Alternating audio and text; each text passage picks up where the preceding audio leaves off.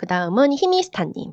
하고 있던 학습지는 아이템풀 초등학생 때라고 하시는데 조금 새로운 이름이에요. 저는 이런 건 처음 봤는데 저 어릴 때는 옛날이고 시골이라 그런지 선생님이 학습지만 갖다 주고 그냥 가셔서 맞는지 틀렸는지 체크도 안 해줬어요.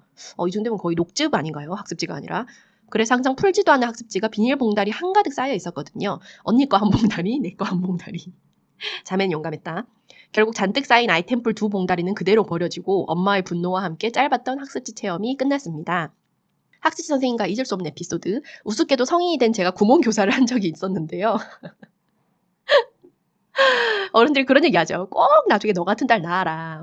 근데 그런 말 할 때마다 난 비출산 할 건데 하고 피해 갔는데 이렇게 업보를 갚는 경우가 생깁니다. 여러분. 긴장을 풀지 마세요. 이분 매주 분량의 학습지를 지급하고 채점하고 피드백까지 정말 고단한 일이더라고요. 제가 가르치던 아이들 중에도 저처럼 학습지를 밀리는 친구들이 꼭 있었는데 어릴 적 희미가 눈앞에 있는 것 같았어요. 저는 아이들 눈높이에서 같이 놀듯이 학습 지도를 했었는데 아이들의 마음을 녹이는 저의 무기는 레몬 사탕이었습니다. 잘하면 잘한다고, 못하면 힘내라고 가방 한가득 채워 갖고 다니던 레몬 사탕을 나눠주면 애들이 그렇게 좋아했어요. 다른 구역 아이들까지 몰려와서 사탕을 받아가기도 했는데 그때 TV에서 학습지 교사가 과로로 사망했다는 뉴스를 보고 겁이 난 저는 고문교사를 그만두게 되었습니다.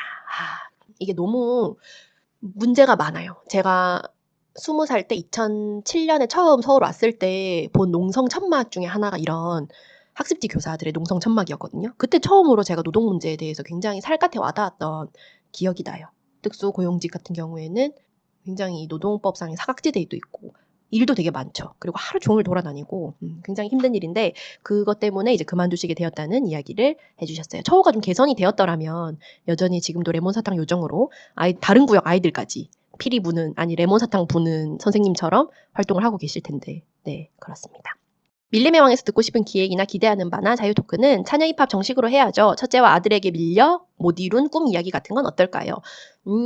다음에 꿈 밀림 얘기를 할 때 이런 식의 어떤 요건, 내가 미룬 게 아니라 사회적 요소들이 나를 우선순위에서 밀어낸 이야기를 해도 좋을 것 같습니다. 사실 우리가 꼭 미루는 거는 내가 게을러서만이 아니라 내가 의지가 없어서만이 아니라 여러 가지 요인들이 나를 밀어버리는 경우도 있기 때문에 요거 한번 생각 있으신 분들은 또 편하게 메일이나 사연 보내주시면 감사하겠습니다.